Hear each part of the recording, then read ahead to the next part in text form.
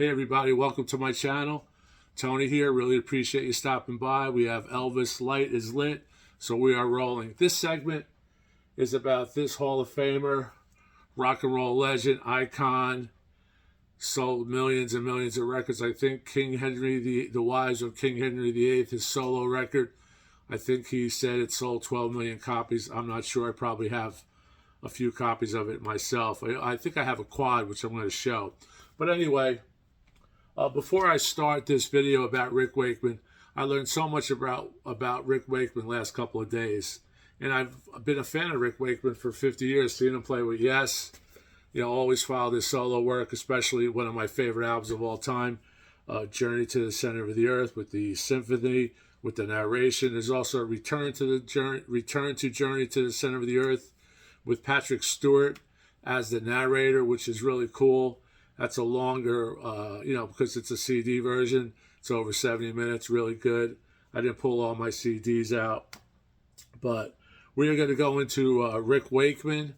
And I want to give a shout out and a thank you to my brother from another mother, Petey, out there, who told me to watch this segment from Rick Beato. Rick Beato, the legendary YouTuber and musician and interviewer and just, fabulous stuff. So he sent me the link.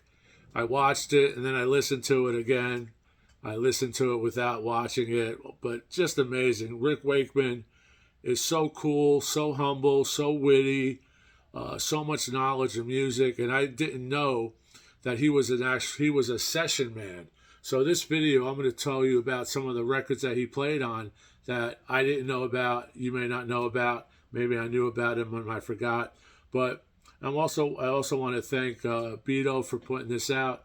Beato does some great interviews. He gets everybody. To get Rick Wakeman, he gets Sting, etc.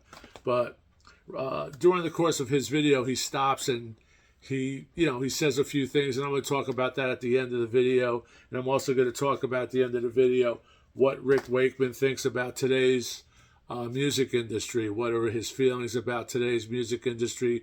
Where does he think it's headed? Where does he think it should be heading? So let's just go right into it. Rick Wakeman, you all know him from Yes. But before he started with Yes, he was kind of like a child prodigy. His father was a piano player, and his father, I think, spent most of his wages to have Rick Wakeman take lessons, private lessons at the house. So around 16 or 17, Rick Wakeman stumbled upon session work. And I believe one of his first sessions was to work with Ike and Tina Turner's band. Somehow, most of the guys in the band were arrested at Heathrow Airport, I believe, for some substance that was in their luggage that shouldn't have been there. So they were delayed. So Rick Wakeman somehow, by accident, got the call or was around at the right place at the right time, hanging around some music store or whatever. And they said, well, they need a keyboard player who plays, organ at this session. And, he went there, started getting more and more session work. He was so young. Most of the people that were doing session work at that time were in their 20s, mid-20s and older. He knew Jimmy Page later on from those session jobs that they all did. But, from there he went on to actually do sessions for David Bowie. He was in the STRAWBS, as you know, before Yes, but I'll show some STRAWBS records. But he did session work for Lou Reed. He did session work for on T-Rex, Teaser and the Firecat. Morning Has Broken. He got uncredited for that. So I'm going to just show some of those records, and then we'll talk about it. And at the end, I'm going to have a little message and kind of a response for Mr. Rick Beato, who, it's amazing. His production value is so great. His musicianship, his knowledge. He's so well. His videos, of course, go virtual. Is that the term? Because of the techniques and the production value and the content. Most important, it's all about the content. So Rick Wakeman played piano on Morning is Broken, uncredited. The Great Intro, that was his arrangement. He wrote that, basically did it after Cat Stevens played him with some of the guitar. So that's Rick Wakeman. Here's another copy, a later edition that's still in shrink. But if you look at on the record, it's uncredited. I think if you go onto the internet, onto Wikipedia and things like that, Rick Wakeman's site, you will get detailed on everything that he played on. He played on hundreds, if not thousands, of sessions. He was on this record. He met Elton John. Elton John goes, "You want to have a go at some organ? I hate playing organ." So he's on a few tracks on this record. Okay, and I will tell you the tracks, because this record, Man Across the Water, comes with a little booklet. Elton John always had a lot of goodies. So Rick Wakeman plays organ on Razorface. Rick Wakeman plays on Man Across the Water. And I believe that's the two tracks that are listed. But, obviously, sometimes these are incomplete. But Rick Wakeman, I did not know, is on Man Across the Water. And I think I have one that's actually the Dungaree cover somewhere. I'm not sure. I think you could let me know if I'm mistaken. But I think there was a cover that was actually fabric.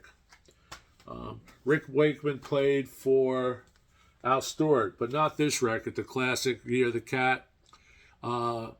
Rick Wakeman says that he played on a record called Orange, and he really loves that record. He said, "Please, if you can, search this record out, Orange." He said when Year of the Cat came out, it was such a smash that Orange, which was recorded a little bit before this, was kind of like lost. And I believe it, because I've never seen the record Orange. I didn't look it up to see if it was available online. But he played with Al Stewart. Of course, he met the great producer, engineer, arranger, musician Tony Visconti, who's actually from New Jersey. And he ended up playing on Get It On. So he plays organ on Get It On, piano on Get It On. So just imagine T-Rex, Mark Bolan, Rick Wakeman. And don't know if he has credit on here. Recorded. I don't see credit on here on this particular album. It may be buried in credits, but I don't see it. Unless there's a guest. There's a great gatefold. This is the wonderful 45 RPM MoFi. I have a reprise, but this is just stellar. It's just amazing. So I don't think he got credit, but he is on Get It On, Bang a Gong. Okay? Now, he played a lot of things with Bowie. He did some things with Denny Lane. He did some things with Lou Reed. And let's go to this album. He played on Absolute Beginnings for David Bowie on this soundtrack to the movie's kind of, haphazard, not really consistent, but some good music. Sade is on it. Kinks, I think Ray Davies is on it. But here's a nice version with the hype sticker. You don't see that too often. So in Absolute Beginnings, which is a Bowie tune, Rick Wakeman is on here. There's an additional Bowie tune. I'm not certain if Rick Wakeman is on that. Rick Wakeman plays on Changes from, I think, Hunky Dory. And Rick Wakeman played on Changes. He said he was really good friends with Bowie. He said Bowie was lovely. He was friends with so many people. He was friends with a who's who, obviously. He says he met John Lennon. He met George. They all talked about music. He actually met John Lennon in 1980, right before John Lennon was assassinated, or, definitely, that's what I call it. He was assassinated. And they were going to get together and they were going to do something. They met at Tavern on the Green in New York City. Rick Wakeman was there. John was there. Rick said, I didn't want to approach him. He hadn't met John. It's kind of like a different era, 60s to 70s, beginners. Maybe John's 10 years older than Rick. But anyway, John came over, they started talking, they had a great conversation, but that collaboration was not to be because of obvious, that great tragic assassination. So he also played on this record, Ziggy Stardust. And Rick Wakeman does not get credit on this record. And you can see I picked this up at a Goodwill back in the day for 47 cents. And this has the original inner, which you don't always see, right? David Bowie, Trevor Bolder, Rick Woodmansey, and Mick Ronson. But no credit is given to Rick Wakeman. But Rick Wakeman is on here. So he said Bowie was great. Bowie would say, Bowie would let his musicians do what he wanted. Bowie didn't get involved with the mixes, he said, and he thinks that's the way to go. He said when they were recording, when he joined the band, Yes, subsequent to the STRAWBS, he said that everybody in the band, Yes, at least when he was there, would get involved in the mixing of the record. And he said, faders were going all in.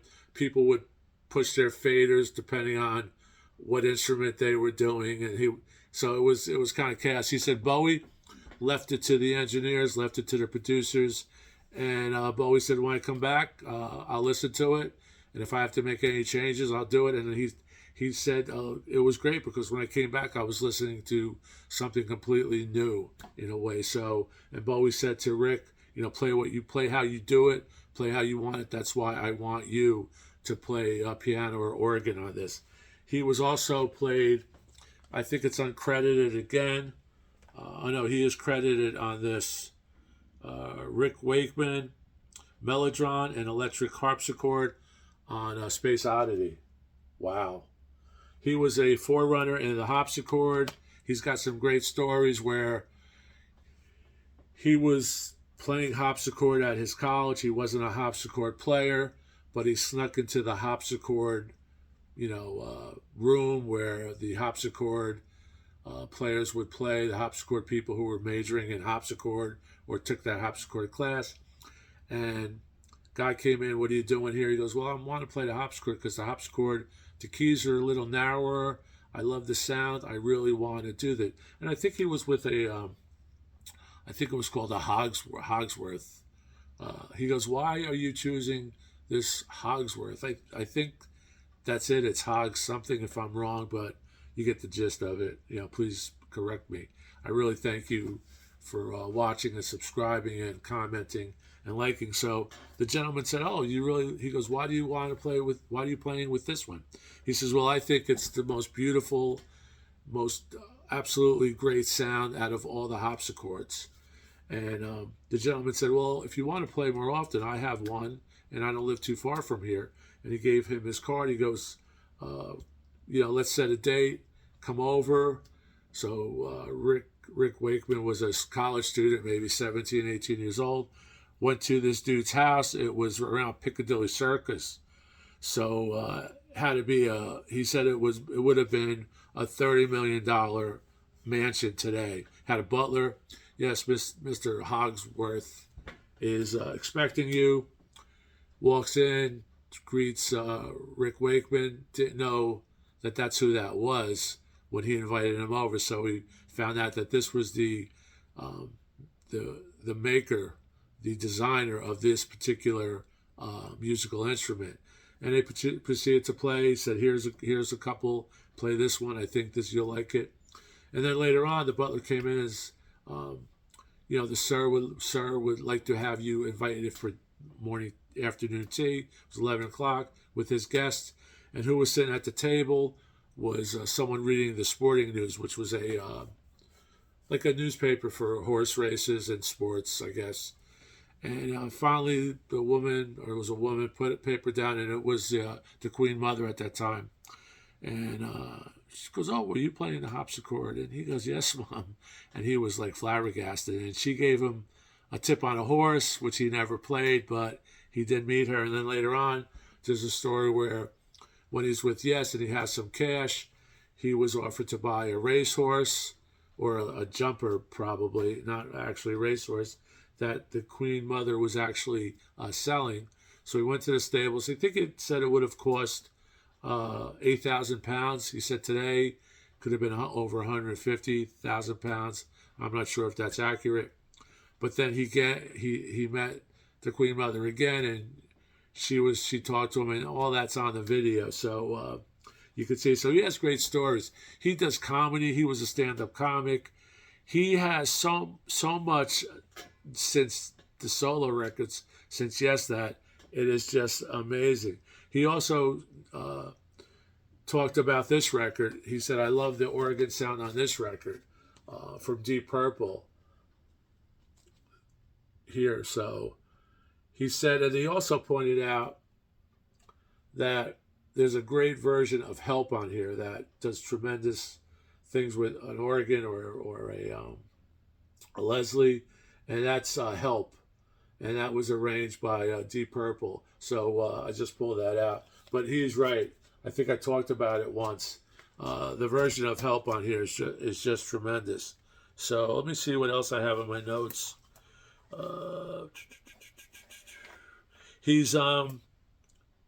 Today he also talks about archiving old recordings that are now surfacing that he did in Italy. Prog rock, he said, it was big in Italy before it was big in UK and then the rest of the world. So a lot of those tapes were lost. They were used again by the companies. But he said some fans that worked within these companies that said, okay, these are now designated to be erased because they weren't used for 10 years or whatever the minimum time was.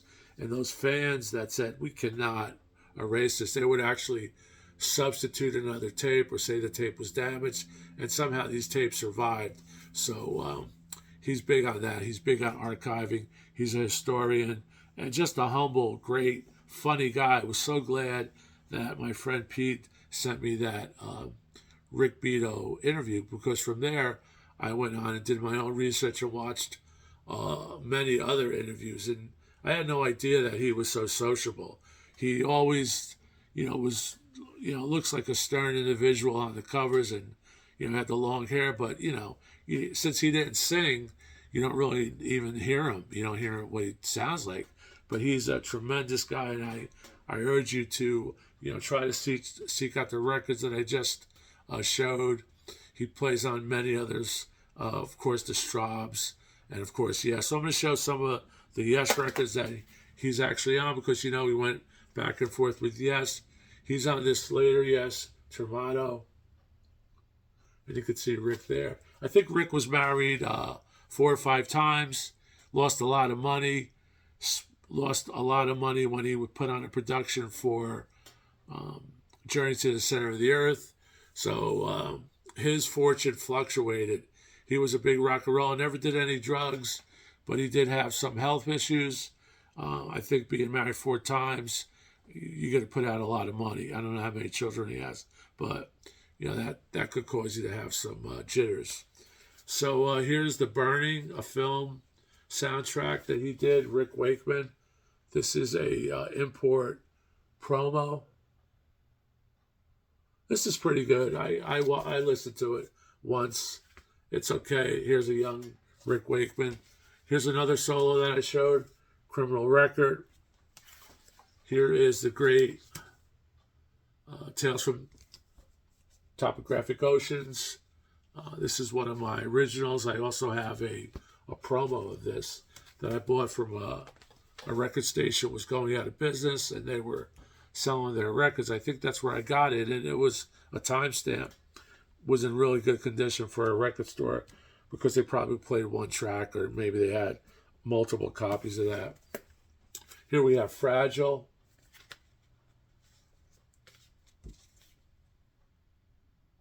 He speaks highly of his colleagues at Yes.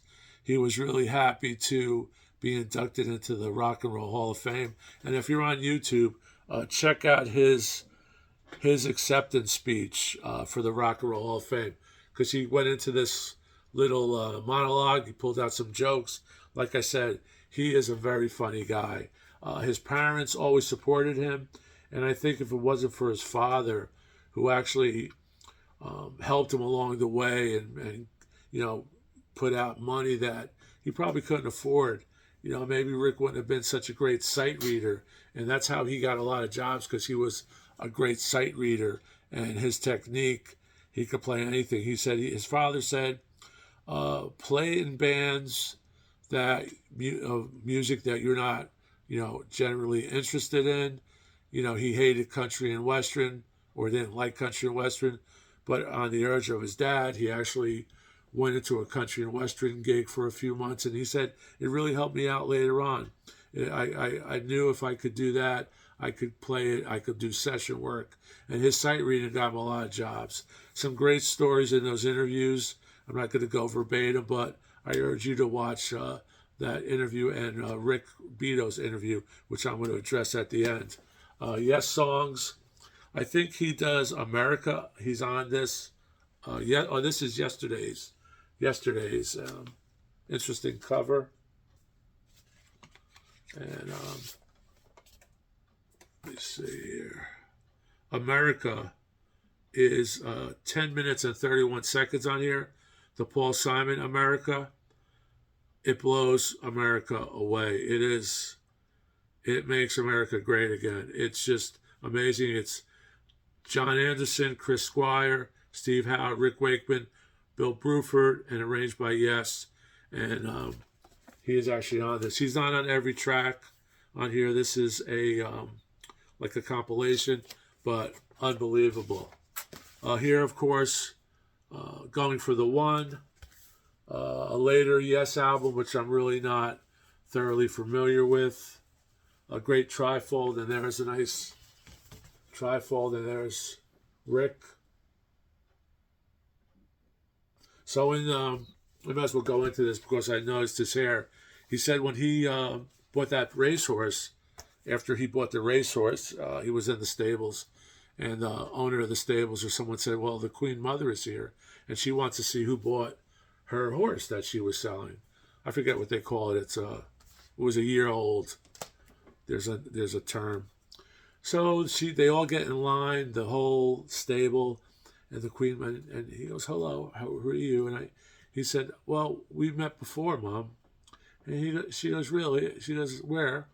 And he told her the story that she was reading the sporting news, and he told her about the harpsichord and how she gave him a tip. And she goes, I don't really remember that. Nice meeting you. And she goes down the line, and then later on she comes back and she goes, I remembered you. I was just killing. He said that she had a wonderful sense of humor. So that was a good story. Here we have Close to the Edge, Rick Wakeman keys. Here's the inner on Atlantic. He loved being signed to Atlantic. He said those old-time record persons like Argman and Jerry Moss from A&M, he goes, they would sign you, and they would not tell you what to do. They would say, we hired you, or we signed you rather, to do your thing, and that's what we want. And he said Jerry Moss was just wonderful. He loved Jerry Moss from A&M Records. That was Herb Albert's partner. I'm not sure if Jerry Moss is still with us, but I know Herb Albert is still touring. So he said that those were the great golden days. He says those days will never come back. And then later on I'll tell you what he feels about today's music companies and the music industry. Yes Songs, another trifold. Here we have Rick Wakeman appears courtesy of A&M Records. So this is 1973. And there you have the great quad. Whoa, there you go. You don't see this too often. The Dean artwork, typical of a Yes record. This was Yes Songs. Unbelievable. Yours Is No Disgrace, Starship Trooper. Even songs that Rick didn't appear on originally are on here. Then we have this, which is one of my favorite albums of all time.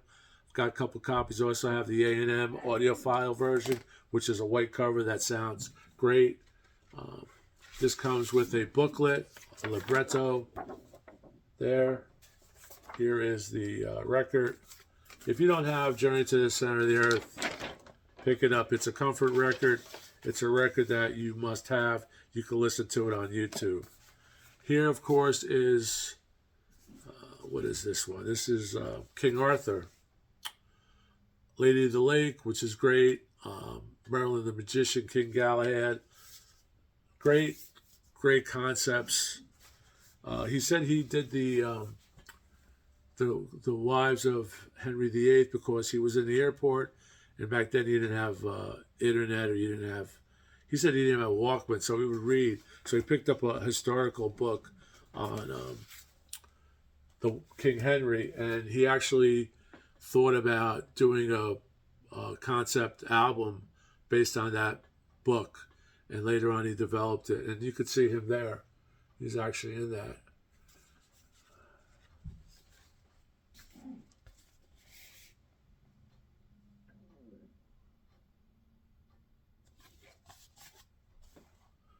And when he did this record, he said he just had so much fun. He said it was such a joy. And I think this is A&M too. I believe this is A&M. Yes, A&M. So he said they were really supportive.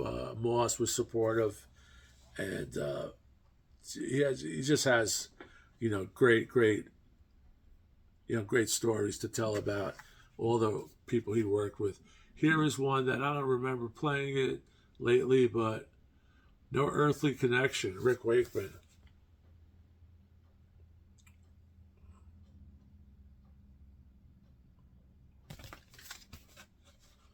And this is also on A&M. There's the inner. You know that photo there. So, just a musical genius, like I said, a prodigy. Got all those gigs as a young man. He was probably half the age of some of them. Couldn't even go drinking in the pubs initially. He was probably 17. He was a college student. Here is what I talked about earlier, a quad version of Rick Wakeman and the Six Wives of Henry VIII. And there's the picture in the back. And this is an entirely different mix. Obviously, it's mixed for quad. I picked this up at the Easton Record Exchange for like $1.99, or there's two different prices on here. Bought a lot of records there when they had sales. I had to get this because it was quad. And then we have the STRAWBS. He is on this record on a few tracks, the STRAWBS. And the STRAWBS were on A&M, so that's where he was able to get his connection. Here are some additional STRAWBS, which are without Rick. Rick had went on to Yes. And this one there. So just wanted to put out all these great records that he was on, and that's just the tip of the iceberg. Lou Reed, who else did I say? T-Rex, Denny Lane, Al Stewart, probably counterparts of some of the folks who played, who were in Yes. He probably played with those bands. He was actually in a band with the members that were just called the names of the band. He was great friends with Keith Emerson. Just amazing, an amazing career. So I just wanted to put it out there. Hope you like it. And of course, I want to thank Rick Beato. Now, Rick, I watched his video. It was this video with Rick Wakeman I urge you to watch. It was probably an hour long, so I watched it, and then I said I listened to it outside just with Bluetooth. So I wanted to absorb what Rick was talking about. And he just went on and on. He played samples of the music. Rick asked him different questions about mixing, which I talked about. But then what Rick does is he stops the video because it's highly produced. And he says, half the people who watch my videos do not subscribe. And I would really appreciate it if you would subscribe to my channel. So I said, okay. I said, well, I will subscribe to Mr. BEATO'S channel because I'm not a subscriber. He's got, I don't know, maybe 1 million subscribers. I don't know. I didn't check. But I know he had 1 million views on certain videos with Sting and maybe Rick Wakeman. So I'm going to subscribe, Mr. Beato, to your channel. But please reciprocate and subscribe to my tiny grain of sand channel compared to Rick Beato's channel, your great channel, which I've been watching for years. And I didn't subscribe, but you asked me to subscribe. I will. I appreciate you. And again, I'm asking you to subscribe and maybe check out one of my videos. Maybe check this video out because I will let you know that I did give you a shout out. Now, as far as Rick Wakeman's take on today's music companies, he's not into it at all. He's not into streaming. He's not into, wasn't into CDs. He's into vinyl. He loves the feel and the tactile, love that people get from holding a record up and reading the liner notes and listening to it and all that. He says the record business maybe could come back to what it was, but he doubts it. He hates the artists get really no money for streaming. So he's old school, but he loves vinyl. And he said he remembers when they gave us a replacement for vinyl, and that was the compact disc. Instead of saying we're giving you an alternative, they said we're giving you a replacement. They should have said we're giving you an alternative. If you want a disc to listen to in your car or while you're going portable, but don't take away the vinyl. So he's not in today's CD, digital, streaming. He does do it if it's convenient. It's convenient. He understands, but he's a vinyl guy.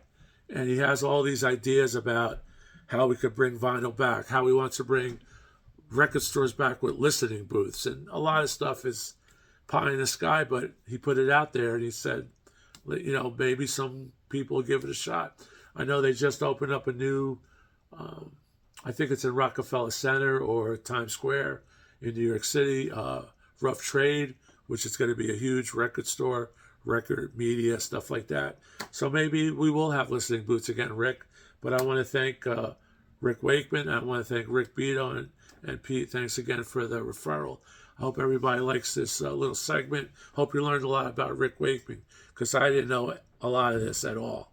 I learned as I listened to it and as I did my research. So if you like what you hear, if you like the videos that we do, please try to subscribe. We really appreciate it. And like and all that other good stuff. And thank you very much. Have a great day. It's getting warm. Summer's here. So stay safe and keep rocking. Rick Wakeman. Unbelievable.